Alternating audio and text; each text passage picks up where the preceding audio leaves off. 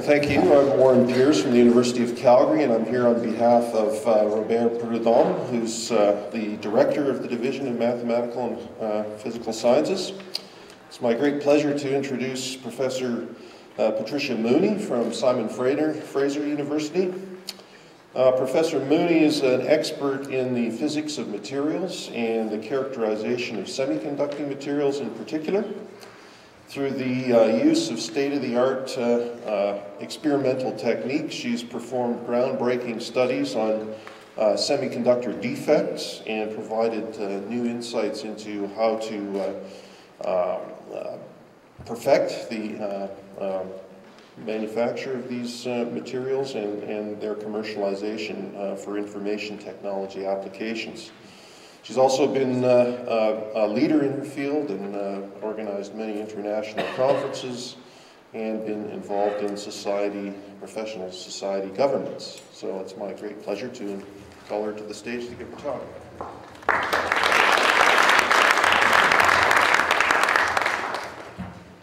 Thanks very much. It's an honor to be here at this meeting, to be a new fellow of the Royal Society of Canada. And an honor to be asked to give this presentation. I guess, well, I'm going to start out with some just general comments about semiconductor materials and then kind of drill down a little bit and talk about some of the things, how my work contributes to this overall picture. So what you're looking at is a picture of a semiconductor integrated circuit. And actually what you're looking at is the plastic package that holds that semiconductor. And the semiconductor is actually the little tiny thing here in the center. And they're fine wires that make connections to these pins so that it can be connected to other circuits. Now, we use integrated circuits in everything, from very simple integrated circuits to more complicated ones in computers. And they're just in everything that is operated by a battery or plugged into a wall. So this is an example of the kinds of things that if you opened them up, you would see things that look like this. We have small things that fit in your pocket. We have medium-sized things that we carry around, and we have stationary things. And we use them to do every single thing that we can possibly imagine. From scientific research, we heard today at lunchtime how digital information is changing research in the humanities. And a lot of this is because these devices communicate with each other because they're all connected to the internet. So here's the internet, and here's some few examples of the things we do. We play games, we talk to our friends, we have entertainment, we buy things, make airline reservations, we look up everything we can possibly think of to look up. And so I think it's fair to say that semiconductors have indeed changed the world. They've had a huge impact in the world, and there are other materials involved in these technologies, but the core device is the transistor, and that's the semiconductor. But more recently, semiconductors have also been used as an efficient light source. And so not only do we use computers and transistors and logic and memory chips, we use laser diodes to transmit information over fiber optic networks. But more recently, solid-state lighting is coming. In the last 5 years, it's just exploding. And these are very efficient light sources that use much less energy and last a long time. And first used in signs, and now they're being used to light up buildings. And we even now have bulb replacements that are made of semiconductors. Home Depot sells this one. So what do we mean by an integrated circuit? Well, this is an example of the very first integrated circuit from 1958. And the breakthrough here was to put different circuit elements on the same piece of semiconductor. So what you're looking at here, this sort of light area is a piece of germanium. It's about 1 centimeter by 4 or 5 centimeters. It's stuck on a glass slide, just to give you the idea of the scale. And the circuit is all built out of this one piece of semiconductor, and it contains one transistor, one capacitor, and then 3 sections are resistors. And one of the things you'll notice is that the individual components are pretty small, but we have to connect them all up, and so there's a lot of wiring involved. So this was 1958, and this is what's happened since 1958. The number of transistors per semiconductor die or chip has increased by 9 orders of magnitude in 50 years. And it's this explosion of change that has brought us the changes in the devices that we use every day in our life. So this is a picture of a transistor that was made at IBM in around 2003, so 10 years ago. It has 276 million transistors, plus capacitors, resistors, and all kinds of other things. By 2010, Intel was making chips with 2 billion transistors. And even a PC will have a chip that has over 1 billion transistors in it. Now what you're looking at here, this is the chip, this is the package. It's a little bit different from the one I showed you before. But you can see it's about 2 centimeters by 2 centimeters. This is the chip. And what you're actually looking at is the different colors of light reflected from all of the interconnections that connect these billions or millions, in this case, of transistors. But you can just get an idea of what's happened in that time frame. Now, for computer logic circuits, the important device is a MOSFET, a metal oxide semiconductor field effect transistor. And this is a very simple schematic of that device. Current flows from the source to the drain underneath the gate. And you can think of it like a water tap. When you open the valve, water flows. When you close the valve, it doesn't. And so by changing the voltage applied to the gate, you either get current flowing or not. And so the device is either on or off, and we have our logic computation. Now this is a cross-sectional electron microscopy image of a transistor. And again, this is about from 2003, something I worked on before I moved to Canada. And I'm showing you to make the point that these are nanoscale devices. And we have a gate insulator that's about 2 nanometers thick that doesn't show up very well here. The distance between the source and the drain is about 70 nanometers. And today's devices, 10 years later, are even smaller.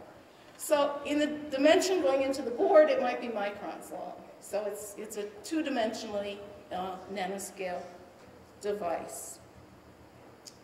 Now, the reason, one of the things that's happened is as the devices have gotten, we cram more and more together by shrinking them, which means the distance from the source to the drain becomes smaller. And if you look at this equation here, the velocity of an electron going from the source to the drain is proportional to the electric field, or the voltage across them, and this parameter mu sub n, which is the electron mobility. And so if we shrink the distance between the source and the drain, the velocity doesn't change, but the time it takes for that device to switch on or switch off becomes much faster. But we could also change, by keeping the dimensions the same, if we could find a material that had a larger value of electron mobility, we could also get a faster device. And a lot of my work over the years has been related to looking at alternative materials that might have faster mobility. Now, you're all familiar with the periodic table. These are the semiconductors. The most common ones are the group 4, especially silicon. Silicon's about 90% of the semiconductor business. And about 4% of that business are computer chips that account for about 50% of the dollars. So we have very simple, cheap things like thermostats, digital thermostats and things like that, use lots of chips. But computer chips, there are fewer of them, but they're more complicated, leading edge, and more expensive. Now, for optoelectronics, for light-emitting devices like LEDs or lasers. Common materials are the group 3 atoms and combined with the group 5. So gallium arsenide is a kind of basic one, and gallium phosphide, indium phosphide, materials like that.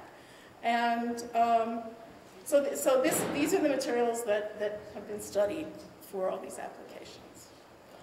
So my research program is focused on characterization of semiconductors, especially characterization of semiconductor defects, which I'll say a little more about in a minute. And we're interested in sort of 2 kinds of problems. One is a new material that we don't know much about, and we have to find out if it has defects and what they are. Or trying to really understand a particular defect in a particular material that's impeding the development of that technology. In other words, there's some urgency in solving the problem because it's getting in the way of doing something that we'd like to do, or doing something that we're already doing better. So I worked at IBM in Yorktown Heights, New York for about 25 years.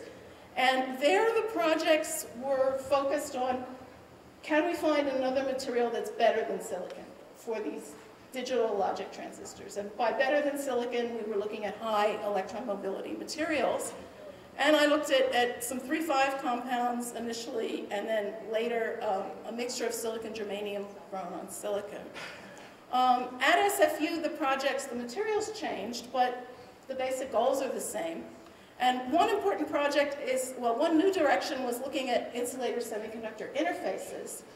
And the material system here is silicon carbide MOSFET devices, which will be much more efficient than silicon if we can use them. And in fact, the first devices were commercialized 2 years ago, but defects at the interface are limiting the performance of these devices, and so there's an effort to try to understand them. And then a second project, and I'm going to tell you a little more about this one, is a new semiconductor alloy that's a mixture that's adding small amounts of bismuth into gallium arsenide. Bismuth is a group 5 atom like arsenic, and this has potential applications for infrared optoelectronic devices, lasers and LEDs. And this is a collaboration with a group at UVic because they're doing the synthesis and the growth of these materials. Okay, so the semiconductors that I'm interested in are crystalline. They're very large crystals. This shows the unit cell for silicon. It's a diamond structure, so the diamond form of carbon, silicon, and germanium have this crystal structure.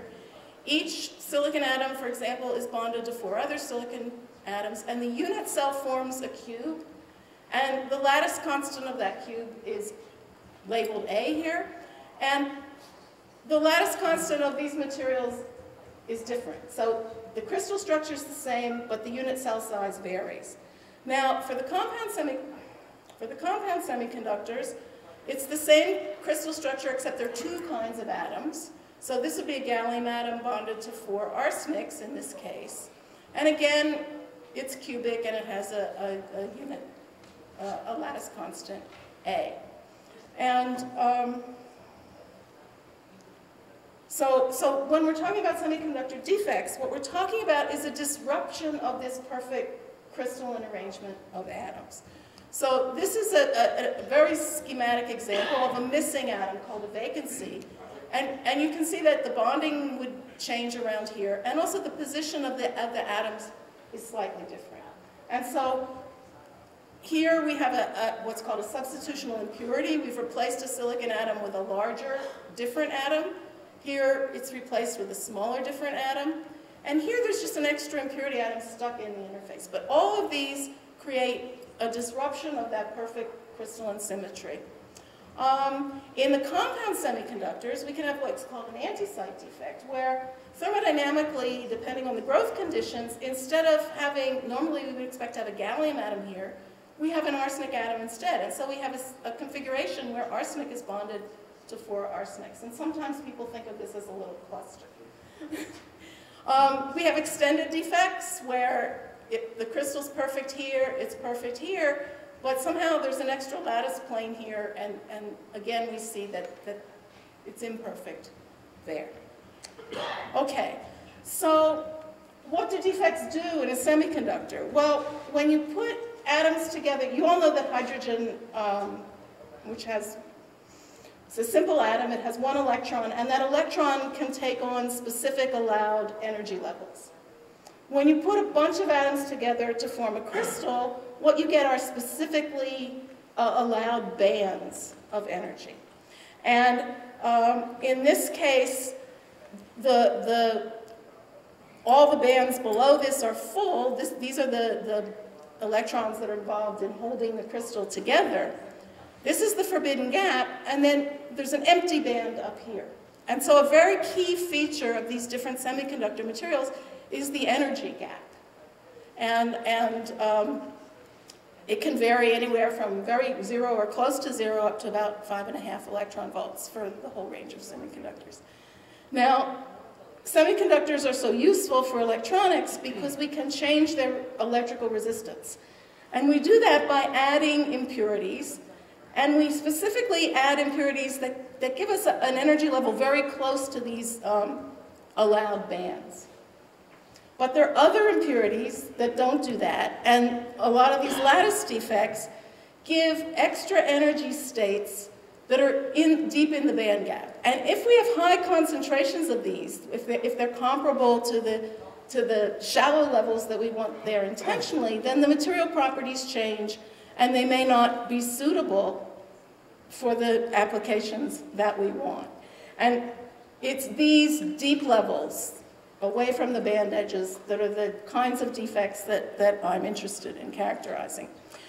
Okay, so compound semiconductors, these are optoelectronics, things like lasers and light-emitting diodes.